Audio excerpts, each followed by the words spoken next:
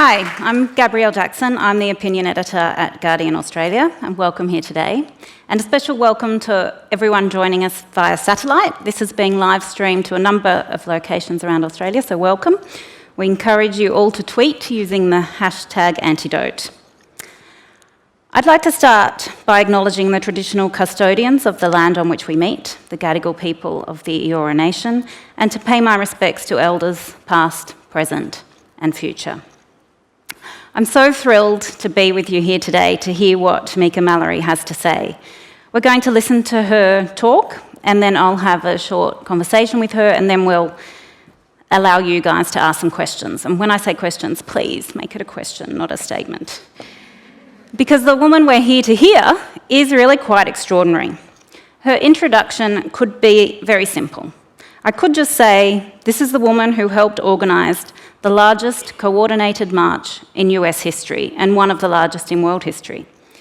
She's the woman who helped coax 5 million women, men and children in 7 continents out of their homes and onto the streets in order to make a bold statement that women's rights are human rights. And yes, that is still a bold statement. She's a woman who was able to help draw bigger crowds than Donald Trump. She is, of course, one of the organisers of the Women's March on Washington, the march that US Senator Kirsten Gillibrand described as the most inspiring and transformational moment she'd ever witnessed in politics. And it happened, the senator wrote, because 4 extraordinary women, Tamika Mallory, Bob Bland, Carmen Perez, and Linda Sarsour, had the courage to take on something big, important, and urgent, and never gave up. That would be a pretty good introduction, right? But it would be a disservice to her to end it there, because despite the enormity of that achievement, she has so many more to claim her own. She has activism in her veins. Her parents were founding members of Reverend Al Sharpton's National Action Network, and by the age of 15, she was working with the network. At 28, she became its youngest ever executive director. Then, after her son's father was shot, she devoted her energy to ending gun violence and reforming America's unfathomable gun laws. She helped create a gun violence prevention program for the city of New York. She worked with the Obama administration on civil rights, women's rights, healthcare, gun violence, and police misconduct. She was an organiser for the 50th anniversary of the March on Washington, which drew a crowd of 300,000 people, and she served on the transition committee for New York City Mayor Bill de Blasio. Oh, and did I mention she was running her own consultancy all the while? I can't wait to hear what she has to say. Please join me in welcoming to the stage Tamika Mallory.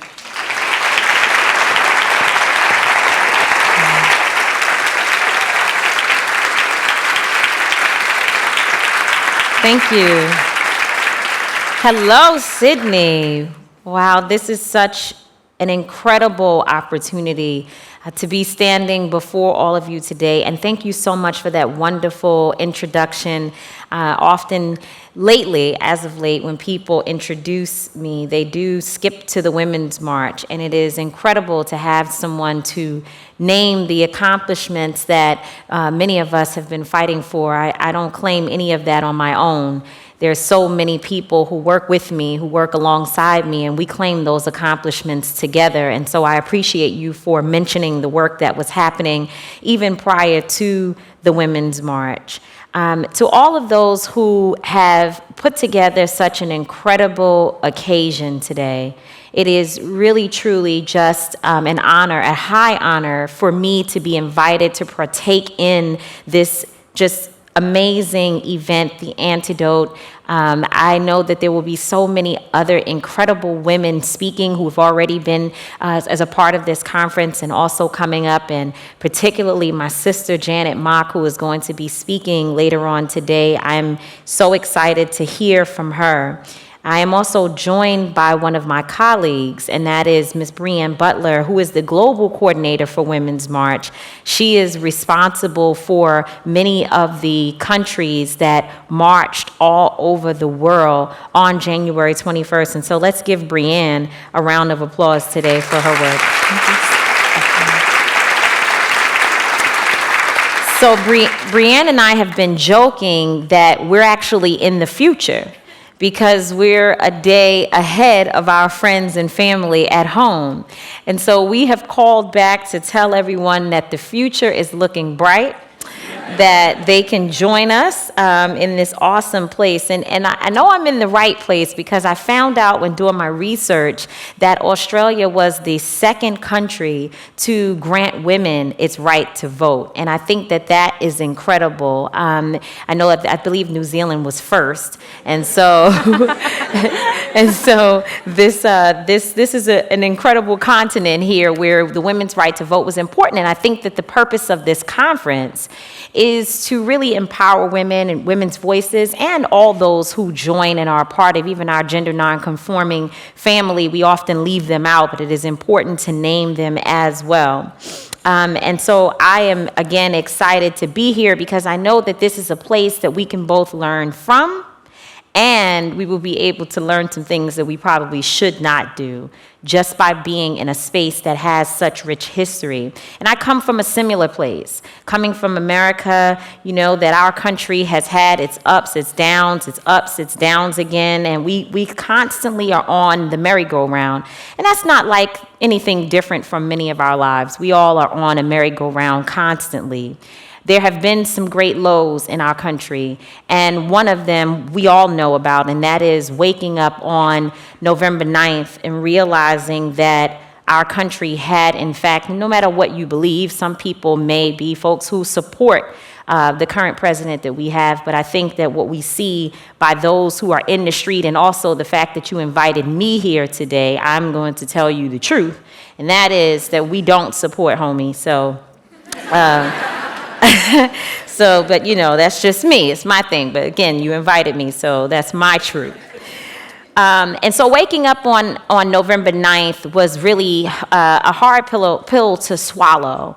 I had to look at my son, who at the time was 17 years old. I looked him in his face, and I knew that he already was an endangered individual, a human being in America. But to look at him, knowing that the person who had been elected to be president of our country is someone who could care less about black people, brown people, females, women rather, gay people, Muslim people, just anyone who is different and other than himself, and to believe that he was going to be responsible, or he is responsible for upholding our civil liberties, was a very, very difficult space. It wasn't that there was something new that was going to happen, though, and I think this is important. It wasn't that there was going to be this new thing to take place, because I'm one person who's been involved in the movement for 20 years or most of my life. And of course, I know the history of the incredible freedom fighters who have been in the struggle before me. And so not that, you know, having this new president was going to be a different thing, because oppression and racism, systemic racism, is something that we deal with on a daily basis and an hourly basis in our country and all over the world. But I think that was just it. That what so many of us had been fighting against, just in a click of a few votes, actually was now in the leadership. What we had been fighting so hard against was now the president. And to be quite honest with you, aside from the politics of it all, just having to look at the guy every day was like, God bless, you know. And I often say that it's like if I could take that emoji when you're like rolling your eyes up in the air and just like put it all over everywhere, that's exactly how I felt. Like, I can't believe this. But the other thing that was difficult was having to swallow the big pill of the 53%. And I'm sure, you know, many of you know about this 53%, because everyone ran and said, how did this happen? Wow, we didn't think that this man could become president. How did it happen? And we found out that a lot of things happened, but one thing was that 53% of white women who voted in the election voted for Donald Trump. And it was a very, very difficult pill to swallow. That once again in our history, this person who had been so derogatory, the statements, the rhetoric, the sexism, and everything that was coming out of those who even support him, could become the president by having people to vote for him, and particularly women. it was a very, very tough pill to swallow. And I'm sure you all understand the significance of this. If you have done any research about American history, you will find that the relationship between women of color and white women is a very strained one, is a very difficult space, and particularly black women as it relates to feminism in our country, something that has not properly represented women of color, and particularly, again, black women have not felt that that white women have really gone hard, if you will, for us and our rights. It is as if when it came to racial concerns, that if we had fought those racial concerns together, we would be in a better place in our society. It seems as if we fell short there. Not so much that it seems as if, we definitely fell short. White women have not necessarily been at the table.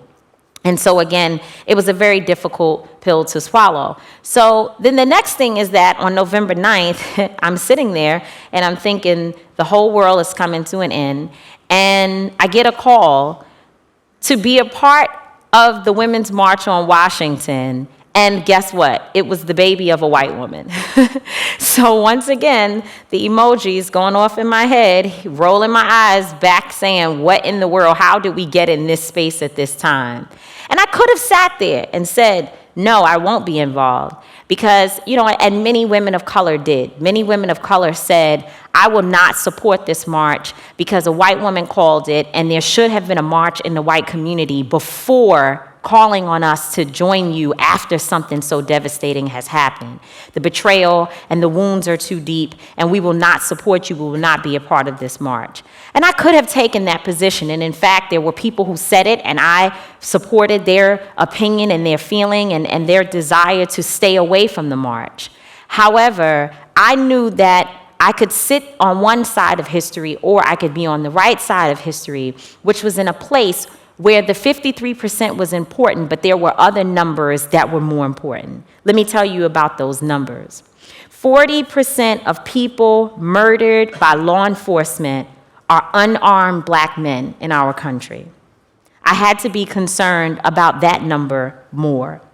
I had to be more concerned about the fact that 2.4 million people are slated to lose health care if Planned Parenthood is defunded. I had to be concerned about the fact that 50.4 million children, over 50 million children, would be impacted by our public school system losing government funds. So I had to do the thing that felt right for me, even though it didn't necessarily feel right because I wanted to be selfish and in my feelings. But I really had to look at the situation in the whole and not do what had been done to us. That I had to step to the plate, and no matter how I personally felt, I needed to be a part of the collective struggle. And so therefore, between myself and Linda Sarsour, Carmen Perez, and those of you mentioned, Bob Bland, and so many people, Brianne, and the list goes on, Janae Ingram, I could say so many folks who came together to make January 21st possible, despite all of our differences. And not because we believed that marching was going to solve all of the problems, but there is a symbolism in each person taking up a smaller piece where we all come together with different stories, different backgrounds, where we are organizing alongside one another to form a collective.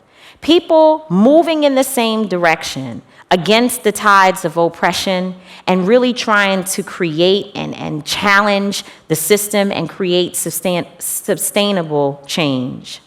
If we want to make it in our society and change our society and change the world, I believe, and I speak about it everywhere that I go, that it must be done from a place of truth. We have to look at ourselves and our actions, our lack of actions, and our silence, and ask how it has contributed to creating a platform for the Donald Trumps of our world, or in this case, the Pauline Hansons. Because the problem typically starts before the beast awakens. There is a buildup. And you can see it coming, and people are ignoring it, and that is how we have these really traumatic situations and experiences to take place.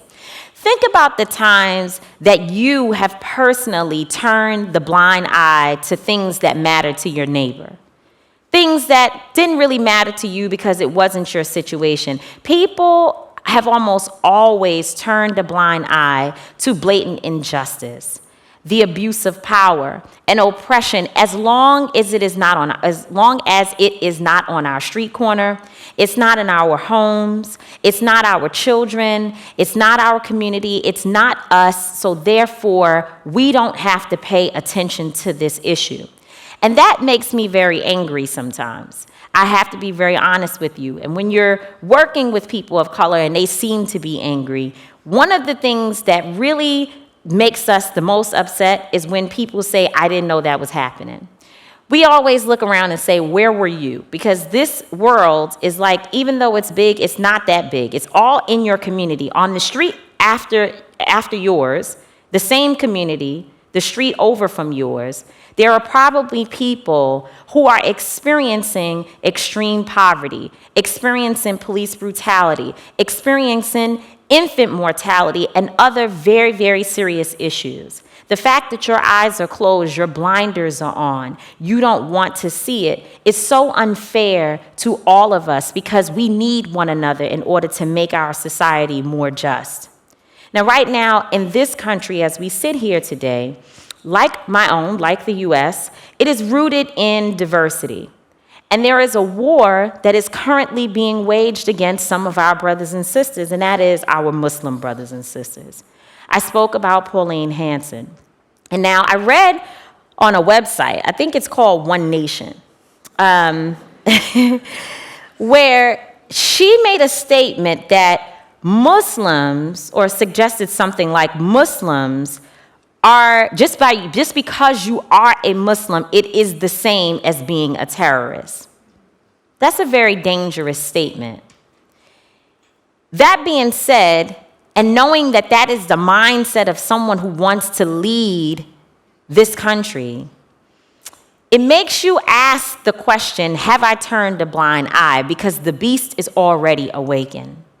So what do I do to address it and get in front of it before it ends up being like a plague, really just creating disease all over our nation? This is not the time to turn a blind eye. It is actually the time to open your eyes. Then I was doing some more research and I found that there was a debate in the family court system here about it being more accommodating for men. And I don't want to pick on this particular person, so I won't say her name anymore, but you know who I'm talking about. They say that she says that the system needs to be kinder to men, and that women who report violent crimes in many cases are making frivolous claims. Ladies and gentlemen, the beast is up. It's moving around, and it is really a danger to your community. Now is not the time to turn the blind eye. It is now more than ever that you don't just open your eyes, but then you have to actually get up, say something about what you see, and do something about it. And even if you have never fought for social justice before, you should be moved by one supreme understanding, and that is that we are all in this together. On January 21st, it was a great and historic moment where 5 million people and their families came together to stand against bigotry and hate in the Women's March on Washington. This moment will be forever ingrained in American history and in world history. But in the aftermath, it was not that of the march that mattered. It is that of us creating movement and shifting culture after the march. So we knew we had to go to work.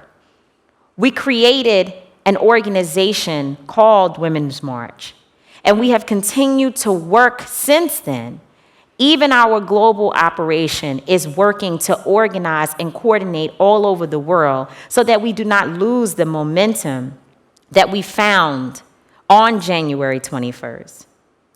A part of sort of shifting the moment to the movement was getting people to work on issues that they have not been traditionally involved with, nor have they been concerned with. This is called intersectionality. Now, there is a woman by the name of Kimberly Williams Crenshaw. Kimberly Williams Crenshaw. She's a civil rights advocate, and she is also a professor at the University of California. She coined the term intersectionality, which suggests that racism, sexism, classism, ableism, homophobia, transphobia, xenophobia, and belief-based bigotry do not act independently of each other. They are not separate. Instead, these forms of oppression interrelate, creating a system of oppression that reflects the intersection of multiple forms of discrimination. And the simple way of saying that is that it's not one or the other, it's all happening at the same time. So when we talk about methods for resisting and bridging gaps, it must start from a place of intersectional eyes. You must see it from the lens of intersectionality. We must be intersectional in that understanding that all of our issues are all of our issues. We must have integrity in our work and in our walk. For example, educators cannot teach with integrity if they are not concerned about whether or not all children are receiving quality education.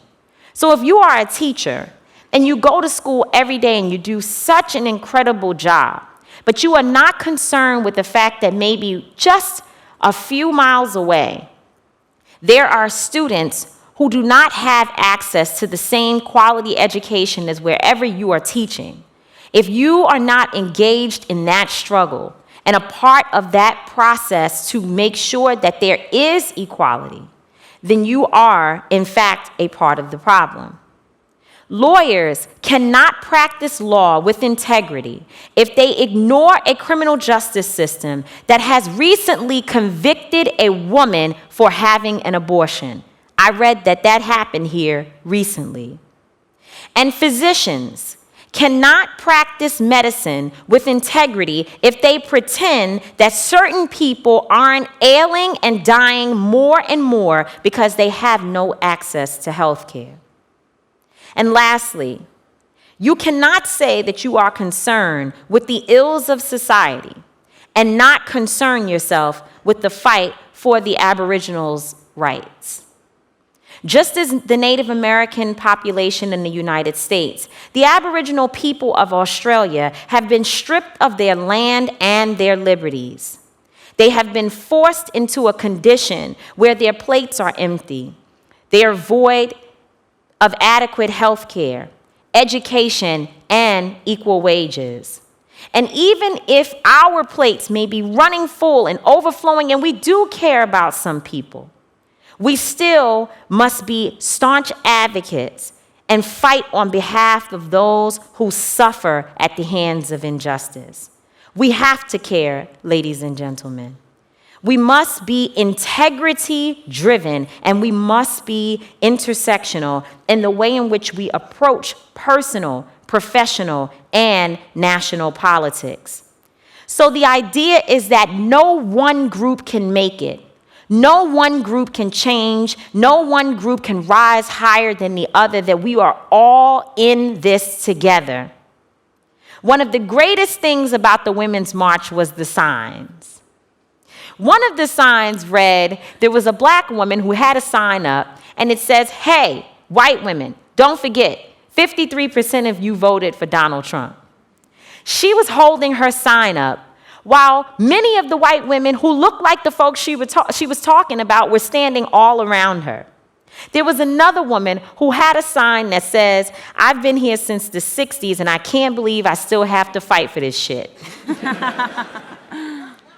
These were the signs all around, people with signs of hope, signs of despair, signs of anger, signs of emotion, signs of just straight up being pissed off. But they were all mixed in together.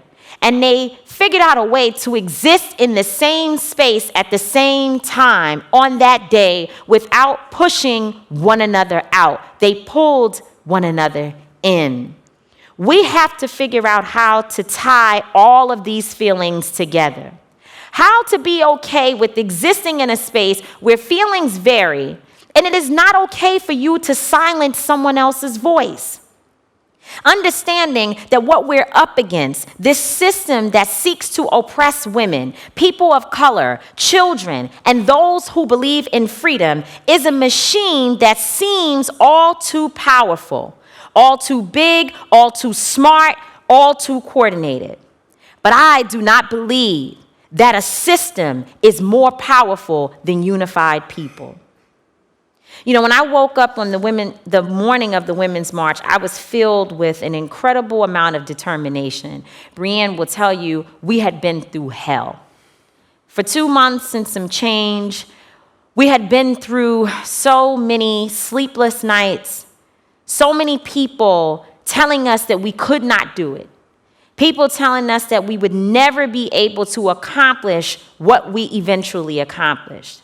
Men contacting us to tell us that we were incapable of putting something this large on and that we needed them to take over because we did not know how to do it. We had to deal with that every single day. People applied for permits on our behalf that we didn't even know. People signed contracts with folks that we never even talked to. There was so much happening, and at the same time, we were receiving death threats every day, particularly as I lift my sister Linda Sarsour's name, a Muslim Palestinian woman. She caught serious hell throughout the planning, but not as much in the planning as after the march. All of us receiving the negativity of society telling us what we could not do. But I woke up that morning feeling very determined. However, I was conflicted inside. I often tell this story about this moment where I was standing on the stage, and behind us, there was a hill. And there were women with pink hats coming down the hill all day long. And at one point, someone called my attention and said, "Look at the hill." And the person, Paula Mendoza, she was crying, and she looked at me and said, "Look, Tamika, look, this is so amazing." And for a moment, I started to feel really excited. You know, my eyes got all watery. And then I just became very sad because I looked over and saw Trayvon Martin's mother standing there. And I realized, even after she and I had had a conversation about the fact that many of the people there were never present for her son. But I realized that if I was the latest victim, the person that at this point everyone was coming to say, "I'm so proud of what you've been able to do," people had just been all over us saying, "We are so thankful that you took one for the team and you are organizing this incredible day." So I was loved in that moment. But I realized that just a few months ago, a few months before Donald Trump became president, if I was the latest victim of any type of injustice, those who showed up in Washington, D.C., those who came out in Australia and other places around the world would not have shown up for me. And it was a very dark feeling that came over me because I know that we have so much work to do. So as I went to the podium, the lectern, as you all say, and I began to speak that day, at first I had a great speech, and I was going to say some things that I thought was just encouraging, and we're going to fight, and we have to fight back. And I realized that morning that I could not say those things. I had to tell the truth on behalf of people who look like me. And the truth that I told that day was that my ancestors literally nursed their slave masters. And even today, we are still taking care of a racist system that will not see us be great. I told the women and others who were there that we need to take care of one another. And when we feel like we are not doing a good job of that, we need to put aside our differences and stand together and stand for the most marginalized people in our society. At the time, I didn't know how large the crowd was that I was speaking to, because our cell phone service was down, and so I had no way of seeing the great marches that was happening all over the world. So I thought I was just speaking to the people standing right there. Later, I found out that people heard us again by the tune of millions. I mean, the 5 million people didn't even hear us at all, because many people couldn't even get close enough to hear anything that we were saying until they got home. There were people who were sitting on their couches and people who were with their family members in places that we may never know, who listened to me speak about the truth that day. The power of standing there and being able to say things that I know made some people feel very uncomfortable. But that uncomfortable place is exactly where we must put ourselves every day if we are going to change what we see happening in our world. And there is power in us standing together on principle, that the time for us to separate from one another, for it to be you against me, or just you and not me, has ended, because we are all in this boat together. We must show up for one another, because racism is racism is racism, and sexism is sexism is sexism, and oppression is oppression is oppression. But ladies and gentlemen, love is love. And it can heal all things if we choose to love others as we love our own. Because we know that if we bend on equality and equity on one side, it will break on another side. So the time for us to discover a new resistance where we are all standing strong together is right now. We don't have a choice. We must resist as we have never resisted before. And I came to Sydney, Australia. I traveled a very long way from home to say to you all that we must be unified in this resistance movement, that it is important that we reach across the waters, that we reach out to one another, that we encourage one another, that we encourage our Women's March leadership from this area, and that we continue to fight together, because when one of us does well, the rest of us will do well. And if the most marginalized communities are lifted, the entire world will be lifted. So again, resist like you have never resisted in your life. Let us leave here determined and unified. Let us leave here deciding that our brothers and sisters are important and that we are our brothers and sisters' keeper. Thank you.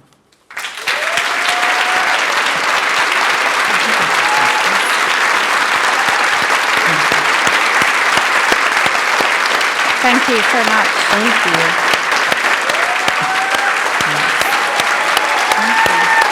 Thank you. Thank you very much.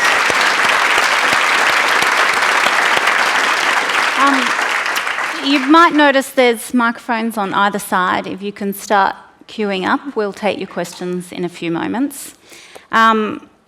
Tamika, when I read out the quote from Senator Gillibrand at the beginning, there was part of that quote that really has stuck with me, and that's, she never gave up. And you've devoted your life to some of the most intractable problems in America: gun violence, women's rights, racism. Do you ever feel like giving up?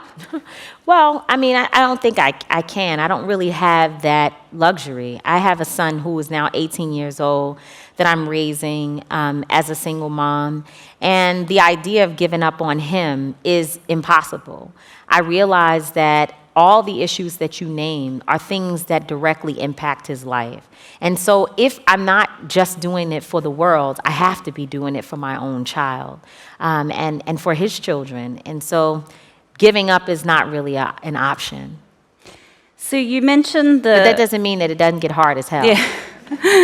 What do you do in those moments? Like, how do you? I mean, you know, I curse and I cry and I have moments where, but you know what we do have is a great sisterhood. We share together. You know, Brianne didn't have to travel all the way here to be with me, but she did, and so many others. We get together and we have very, very honest conversations with one another about how we're feeling, and it's important. You know, and I also have, you know, I realize that it's not all on me. You know, it's not, God didn't put me here to be the one person to sprinkle some dust and the whole world gets fixed. It doesn't work like that. All we can do is each person do your little part, and that makes up a bigger part. I read after the march so many women and heard so many women saying that when they joined the march, it was the first time they've joined a march. Yeah. And they felt so much energy and they wanted to do something to change. Yeah. But they didn't know how. And I still see that sometimes in, you know, my role as opinion editor, the pieces I get pitched and the comments, people are like, what do I do? What do I do? Right. What do you say to people? What's the first thing? So, you know, one of the things that we've done with Women's March in the States is that over 5,500 huddles have been developed for people that are just like that, people who don't know where to go. And sometimes, you know, as activists who are sort of seasoned, we forget. We're like running down the street and then we're like, oh, shoot, we left the whole pack behind. You know, we need to go back and get everyone and bring people together. And so I think that as activists, we have to look into that more. You know, ways that people can literally take baby steps in order to get involved and figure out where they fit in. I do think that there are small things that people don't realize they can do. Folks want to sort of get involved with the big fight. They want to, like, we're going to take this president out, we're going to do, but then you don't even know who your local senator is or your local district attorney. So we tell people all politics are really local, because once you put people in place in your local area who support bigotry, it only rises and it becomes bigger. They begin to sort of implant themselves. So you have to fight on a local level so that we have the power to push back against some of these bigger issues. And that's really how we're trying to train people. Focus locally, get involved on a local level. Join an organization, because there are so many organizations that can actually help you to figure out how to navigate. Too many people want to start their own organization. As soon as they get involved, they're like, I'm just going to do it on my own. And that's really not how it works. You really need to unite with other people who have been in the movement for some time. Now, you mentioned this awful figure, this 53%, which I remember reading it and feeling sick in my stomach. Yeah. About, I mean, I'm not American, so I couldn't vote, but I have lived in America and I still have friends there. And I felt really shocked. How do you think that happened? There's a lot of theories, and, you know, I hope that white people will get together with other white people and ask them, because what I know for me is that 90 is that, you know, 94% of Black women voted for Hillary Clinton, whether we liked her or not. We have a history with Hillary Clinton and Bill Clinton that is not necessarily the most positive. But we went to the polls to do what we had to do on behalf of our children and our society. And so I'm not really sure why white women would vote for a man who basically talked about sexually assaulting us, all of us. We're not going to separate. I don't know why, and I hope that those conversations are happening in people's homes. You know, I was, so right after the march, I was on sort of a speaking tour for a while where people were just bringing me in to sit there and go, what the hell do we do? Like, we don't know what to do, and we don't know how this happened. And I said to folks, you know, my son, when he leaves the house every day, he goes out into the world, and as soon as he gets ready to walk out the door, I'm like, listen, don't do this, don't do that, put this away, that's too much jewelry, don't say this. If you're pulled over by a police officer, you need to do these things, don't put your hands up. You know, I have this whole talk with him, and I know all the other black and brown mothers that I know are having the same talk with their children. And so I ask white women all the time, why is it so hard if I have to have a conversation that can often be degrading to a young black male? If I have to have that conversation with him, why could you not ask your mother who she was going to vote for? Why did you not have a conversation with your sister and other family members who live in places that maybe you don't see often, but why would you not feel the need to pick up the phone and ask them these questions? And so what the Women's March is doing is really trying to encourage people to have courageous and difficult conversations, because we believe that that is one of the reasons why this happened. Not enough women were talking to other women and family members and challenging their husbands about what would happen if a man like Donald Trump became president. You talked about the hell of a time you went through organising it and the mansplaining going on about how to do protests despite your expertise in the area. Do you think that a lot of the criticism of the Women's March has had a sexist element to it? I mean, only a march organised by women that got the most people ever could be considered a failure by someone, right? Yeah, I mean, you know, there's probably been, I'm sure there is criticism. We haven't focused on it at all. So I really can't tell you much about it because I know what I saw, and I know that what I saw has never happened before. So if nothing else, that was incredible. The fact that people found a place to find some kind of hope in the middle of a time when it felt like a complete disaster. So for me, I know on that day, just on that day, I'm not trying to basically give a review of what will happen in the future or what the march will mean to the world. But I know that on that day, we won. Women won because we organized something that I do not believe men could have done on their own. Amazing. I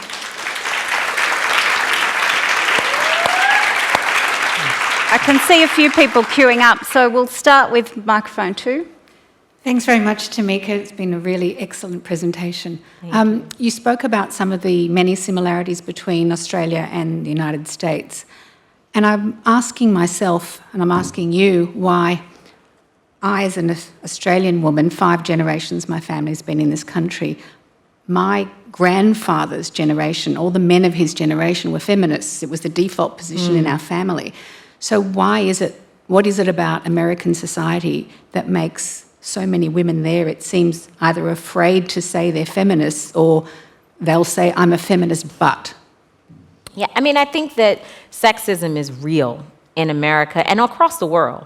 And I think that there probably has been an unraveling of some of what happened in the 60s. And that's the same as you've seen with all the other issues that we're dealing with. You know, we had made some very serious strides around a variety of issues.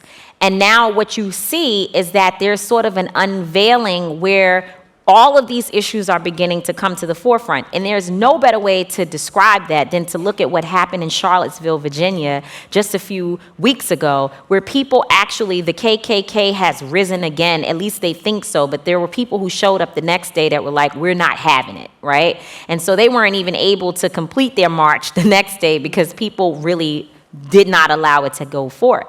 But that just shows you that it's always sort of been there, but there is this sort of unraveling where we're going back in time, and people don't want to believe that, but it is in fact happening. We're taking steps backwards instead of steps forward, and I think that it is because people have gotten so comfortable in their bubbles, they haven't been a part of the process, and so those people who work against you, those people who believe in oppression and bigotry, they've been working hard. They never stopped. And so now it is incumbent upon us to step to the forefront and begin to fight again so that we do not allow this unraveling to continue. Just back to some of the criticism you've had to cope with. You mentioned that it was especially bad for Linda Sarsour, and something both she and you have been criticised for is your support of Louis Farrakhan. How do you reconcile the work, the amazing work you do, with some of his views, like women should put their husbands and children before their careers? So, well, I'm not going to try to speak on the minister's behalf. What I will say is that I've talked to him, and I know that he supports us as women leading and being a part of the organization, the Nation of Islam. But, when I think about my grandfather, right, I used to, and my father, even now, I look at them and I'm like, what are you talking about? Like, half the time, things that they're saying, I don't agree with, and they definitely don't agree with me on half the stuff that I say. I think we all have family members My like son that. is completely crazy as far as I'm concerned. Brian, we were on our way to dinner yesterday, and I talked to my son for 30 minutes trying to understand what type of human are you? Like, you're different, He's very different.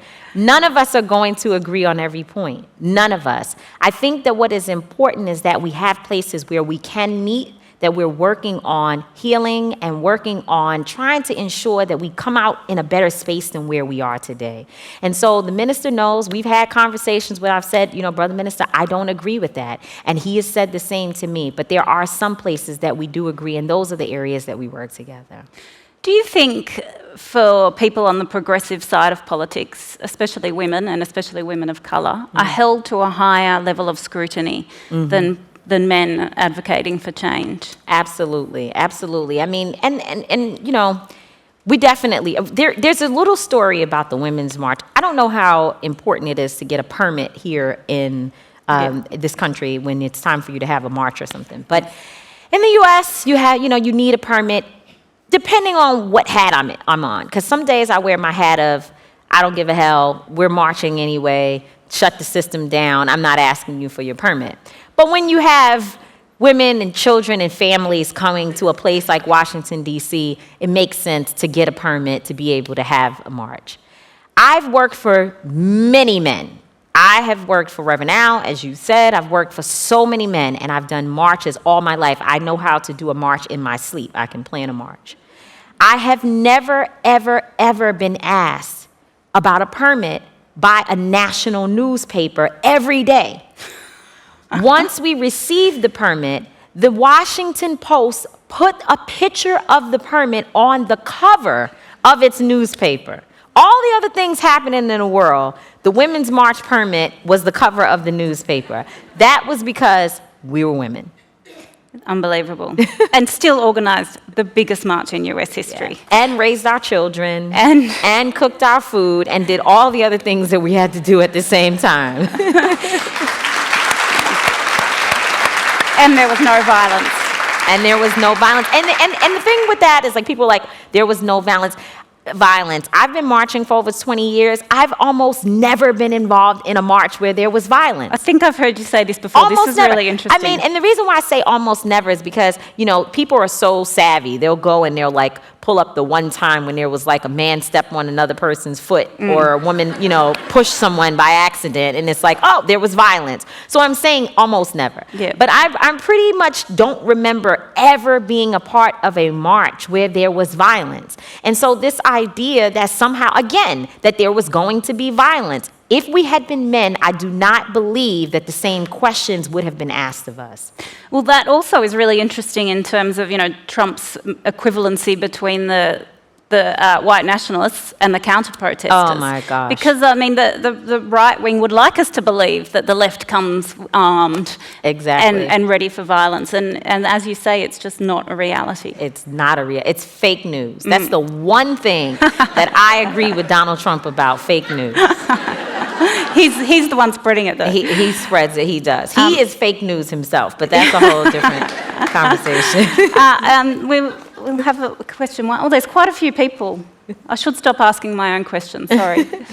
I don't know if this is even going to capture. Uh-oh. There we go. Women's March. I see your T-shirt.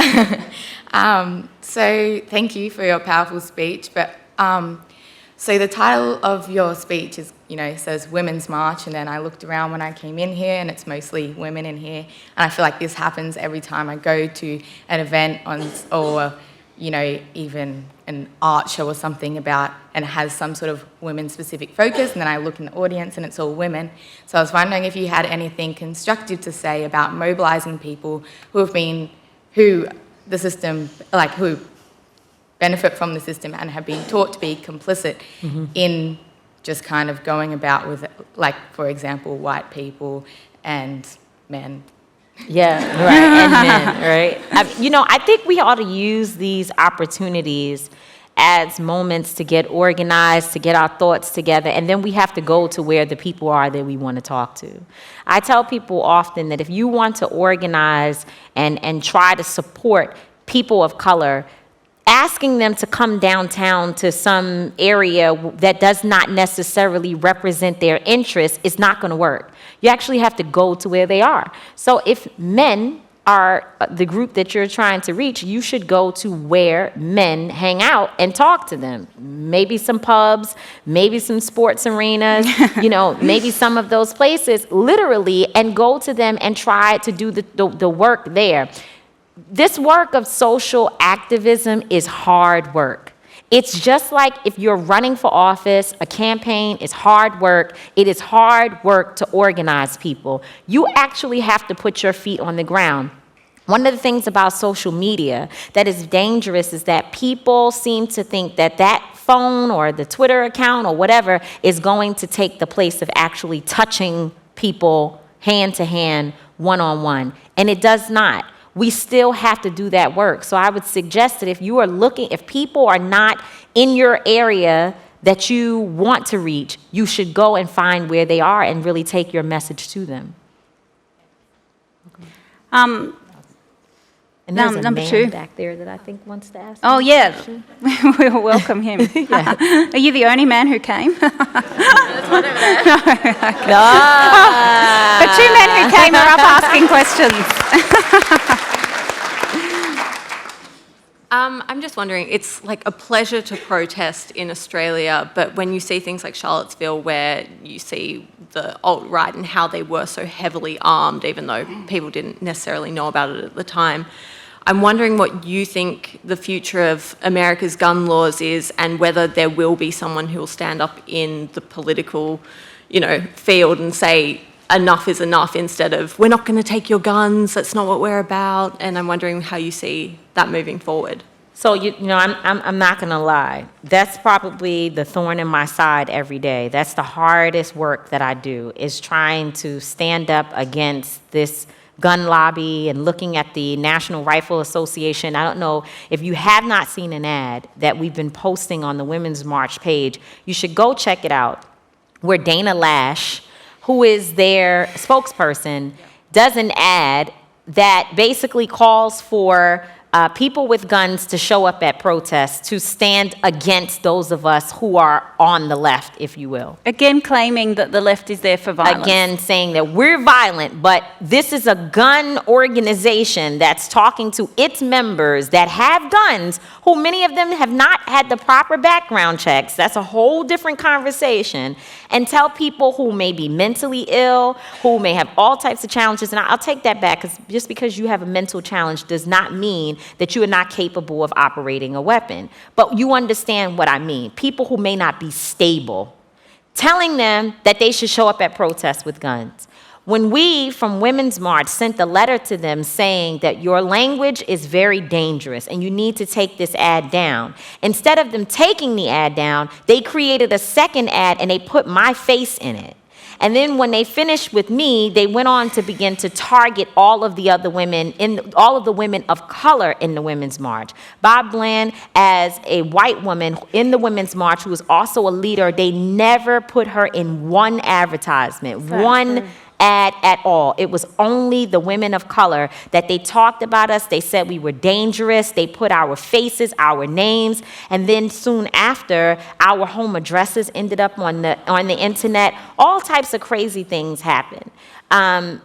These people are like really, really crazy that we have to deal with. And I think that, back to the point that I was making about all of us coming together, The thing that I am constantly pounding the pavement on in the U.S. is that we have to stand up stronger and harder than these people who are mobilized against us. And we can win. We have won bigger, stronger fights. But people really just seem to believe, well, these folks are too organized, they're too coordinated, we don't want to touch it. But what I will tell you is that I personally am never scared. So we are going to continue to mobilize against them and continue to just pushing our electeds until we get people to grow some backbones and stand up against these people. Now, the gentleman on microphone 1. Thank you. Many of us share your disillusionment over the election of Donald Trump, but in particular, you've expressed surprise over how 53% of white women voted for Donald Trump. As requested, I won't make a lengthy statement, but on reflection, it seems to me that Donald Trump wasn't so much elected as Hillary Clinton was not elected. Can you make some comments on whether Hillary Clinton was a seriously flawed candidate? So, again, I'm always in trouble because I talk too much. And sometimes telling the truth is not a good thing. But people do know that I had some very serious issues with Hillary Clinton. In fact, in the primary in New York, I voted for Bernie Sanders. And I don't necessarily love him either, but I did not necessarily think that Hillary Clinton was the right person at that time to be running. What I know is that she was more qualified than Donald Trump. That is 100% down, hands down. There is no way that you look at these two people and make a decision for Donald Trump if you have your right mind. There's no way. There's no way. So, yes, I do think that there was some part of, people just not necessarily wanting to vote for her. But then I had to ask white women about that. It's like, I really hope you all are having these conversations at home, because here's the first time in history that you are able to break this glass ceiling. You can vote for one of your own to become the president of the United States, the highest office in the land, a super qualified individual who would have protected, at least we know, things like your health care and other very, very important issues. Why did you not vote for her? It doesn't make sense to me. I'm very, very confused. Me too. We've got lots Is of this a people waiting. baby? Only 5 minutes. Let's Are these both babies? No, this is a grown. This is a grown person, but let's this give is a baby. number 1 a chance. You're a baby. Can you stand on your tiptoes? How old are you? Hi, sweetheart. Hi, What's your name? Mia. Mia. I love you, Mia. Please. Hi, Mia. What can kids do to help? Oh man, that is such an incredible question.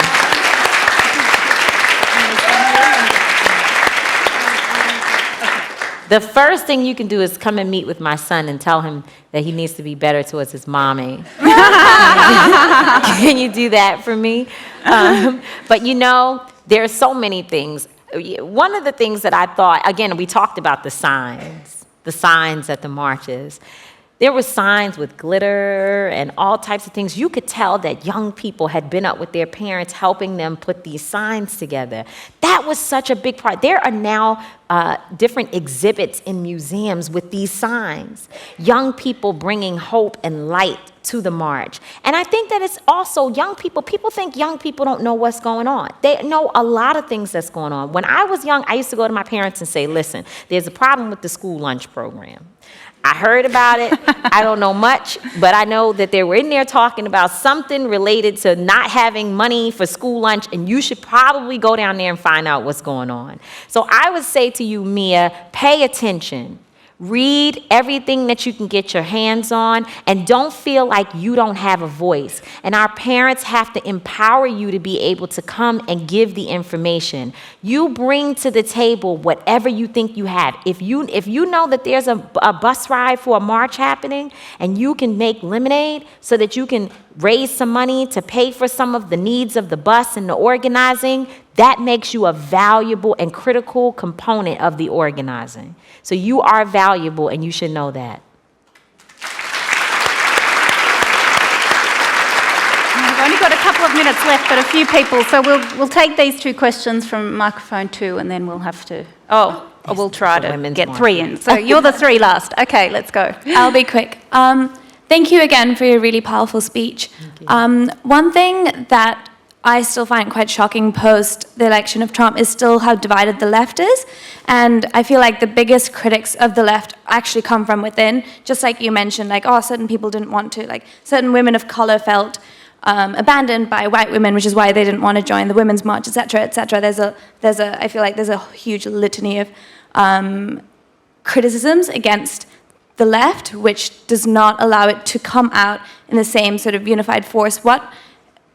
As post the Women's March, I don't know if a lot of the momentum has been sustained. So what sort of recommendations do you have, or how do you see this playing out, where everyone should at least try to start seeing things through an intersectional lens, etc., to at least stop that criticism or move beyond the criticism so you can actually be a more united force against Trump and the bigotry?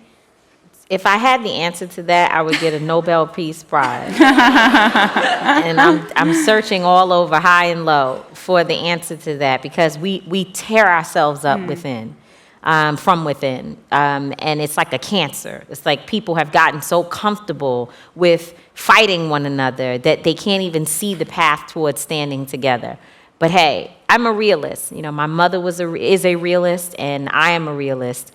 We are catching so much hell, and it is going to continue. We're going to be forced to have to work together. Because let me tell you, in the Women's March space, there were people who could not stand the sight of one another. Like, it was like, I would never work with you ever. But they had to go say, but can you help me do this one thing? Because if we don't get the lights up, the whole march is going to fall apart. So I need your help. And we sat together and we worked together. And now we're friends. People who we were running around throwing stuff. I hate you, you hate me, for whatever crazy reasons. And when the march was over, after we accomplished something great together, we found out that the things that divided us were not as important as what brought us together. And that's the space that we're working from now. And I would just say, you got to get out there, be authentic. And, you know, as a woman of color yourself, you know, I think that other women who are not women of color have to allow you to feel your pain and to say what it is that you need to say, and then still embrace you and work with you. Okay, we'll have to be really fast. So we'll go to the gentleman over at 2, and then we'll go to you. Yeah, hi, Tamika. Hi. I'm interested with the success of the Women's March and also Charlottesville and all that, whether in America there's enough momentum going now that will continue through so that you can succeed in the midterms. In the midterm elections, which is so important that I think people are missing, whereas if you can overturn the Republican houses, then suddenly the game changes, and then follow that through to the full term. Exactly. In other words, people come out and actually vote, because Trump got elected on a minority of Americans. A lot did not come out and vote for whatever reason, because it's not compulsory there. Do you think that can now carry through with the number of people we've got on the ground? You know, I'm over here yarning because I don't know what time it is. Like, it's like yesterday at one time, and I'm just like, oh, excuse me. But let me say that the reason why Women's March became an organization is exactly that. We have a conference coming up October 26th until the 29th in Detroit, Michigan, where we are going to be doing nothing but organizing towards the 2018 election and helping people understand how to impact their local communities. It is really, really important to us that we take the momentum from the march and turn it into some victories in the 2018 election and again in the general election in 2020. That is the foundation of our work every day right now. So you are spot on that that's where our eyes have to be focused. That's where we have to be looking, is how do we go from people marching in the street to people actually showing up at the polls to change their local politics. And that's what we're working on. Thank you. Quickly, it's 11:30 in New York right now, so that's why you're tired. At night. My name's Okay. Rebecca Turnbow. So I was hoping one of the other organizers of the Women's March, Sydney, would come up, but I'll just do it. Anyway, Danny brought Mia to the march. Danny was holding our sign, so she's doing the greatest thing, bringing her child to marches and protests. So Yay. exciting. Thank you so much for the talk. It was inspiring, keeps us going.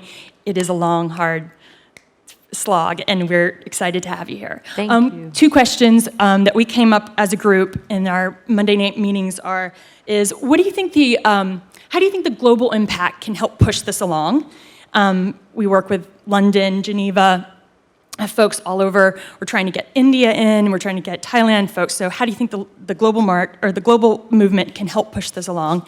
And just to let you know, there's probably half Australians, half Americans that come to our meeting, and we work on local issues. We're working on marriage equality right now, and we also work and kind of talk about the American stuff as well. And then the second one, what's the anniversary look like? So those are my 2 questions. Thank you. So the anniversary piece, I don't have an answer to. I'm definitely not going to get in trouble.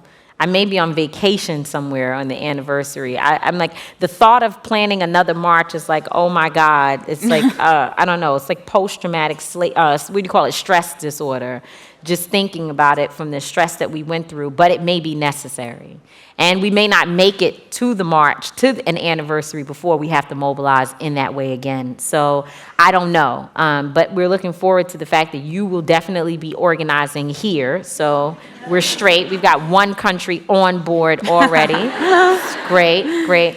And in terms of what the global movement means. I mean, I think that the more that you all do here locally, again, it encourages people in other places to say, I can do the same thing.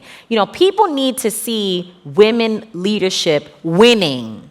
They need to see that. And winning doesn't necessarily mean that you change the politics, but that you actually have historic efforts where you're bringing together all different types of people and displaying that for the rest of the world to see, because then they begin to see themselves in you. And I know this to be true because even in my own organizing in New York, we've done some incredible work. We've been able to get $20 million as a part of a fund to give to grassroots gun violence prevention organizations. When we did that work in New York, people in Chicago and other places started saying, send me the documents so that I can put this together and start working on it with my governor or my mayor and the people in my particular state and city. And so I think that the best thing that you can do is to be the best organizer in your local area so that you are a beacon of light and hope for people in other places around you. Thank you, everyone, and thank you so much, Tamika Mallory. What a pleasure it was to be with you here today. Thank you. Thank you all. Thanks.